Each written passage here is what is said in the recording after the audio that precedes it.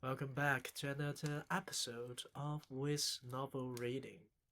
Apparently, I've been setting my mic wrong all this time, so today I'm going to try to use the correct way, which is sitting further away from my mic to read this story to all of you. Alright, so let us start. Chapter 17 The Plan. When we got back to the bedroom, my grandmother took both me and Bruno out of her handbag and put us on the table. Why on earth didn't you speak up and tell your father who you were? She said to Bruno. Because I had my mouth full, Bruno said. He jumped straight back into the bowl of bananas and went on with his eating. What a very disagreeable little boy you are, my grandmother said to him. Not boy, I said. Mouse. Quite right, my darling. But we don't have time to worry about him at this moment. We have plans to make. In about an hour and a half's time, all the witches will be going down to supper in the dining room, right? Right, I said. And every one of them has got to be given a dose of mouse maker, she said. How on earth are we going to do that? Grandmama, I said. I think you're forgetting that a mouse can go places where human beings can't. That's quite right, she said. But even a mouse can't go creeping around on the tabletop, carrying a bottle and sprinkling mouse maker all over the witch's roast beef without being spotted. I wasn't thinking of doing it in the dining room, I said. Then where? She asked. In the kitchen, I said, while their food is being got ready. My grandmother stared at me.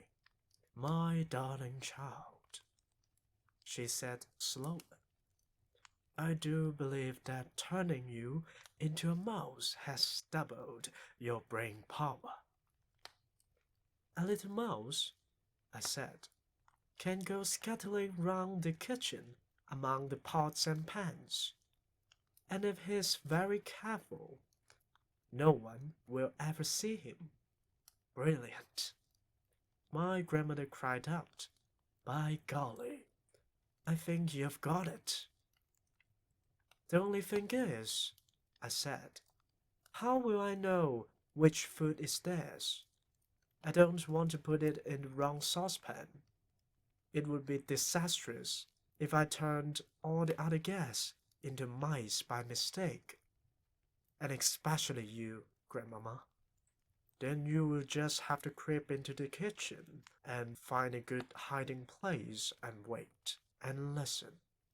Just lie there in some dark cranny, listening and listening to what the cooks are saying. And then, with a bit of luck, somebody's going to give you a clue. Whenever they have a very big party to cook for, the food is always prepared separately. Right, I said. That's what I have to do. I shall wait there, and I shall listen, and I shall hope for a bit of luck. It's going to be very dangerous, my grandmother said. Nobody welcomes a mouse in the kitchen. If they see you, they will squash you to death. I won't let them see me, I said. Don't forget you'll be carrying the bottle, she said, so you won't be nearly so quick and nippy. I can run quite fast standing up with the bottle in my arms, I said. I did it just now, don't you remember? I came all the way up from the Grand High Witch's room carrying it. What about unscrewing the top? She said. That might be difficult for you. Let me try, I said. I took hold of the little bottle, and using both my front paws, I found I was able to unscrew the cap quite easily. That's great, my grandmother said. You really are a very clever mouse. She glanced at her watch. At 7:30, she said, I shall go down to the dining room for supper with you in my handbag. I shall then release you under the table together with the precious bottle, and from then you'll be on your own. You will have to work your way unseen across the dining room to the door that leads into the kitchen. There will be waiters going in and out of that door all the time. You will have to choose the right moment and nip in behind one of them. But for heaven's sake, be sure that you don't get trodden on or squeezed in the door. I'll try not to, I said. And whatever happens, you mustn't let them catch you. Don't go on about it, Grandmama. You're making me nervous. You're a brave little fellow, she said. I do love you. What shall we do with Bruno? I asked her. Bruno looked up. I'm coming with you, he said, speaking with his mouth full of banana. I'm not going to miss my supper. My grandmother considered this for a moment.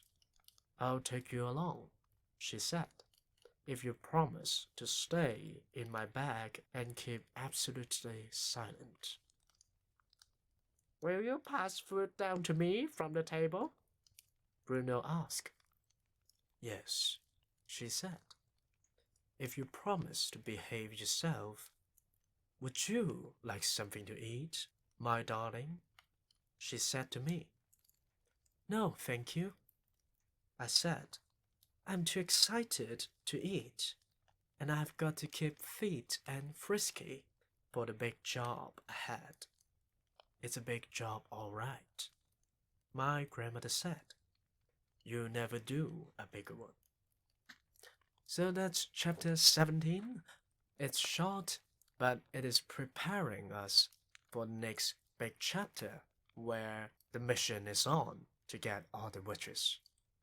I'll see you next week with another chapter of the witches. See you then.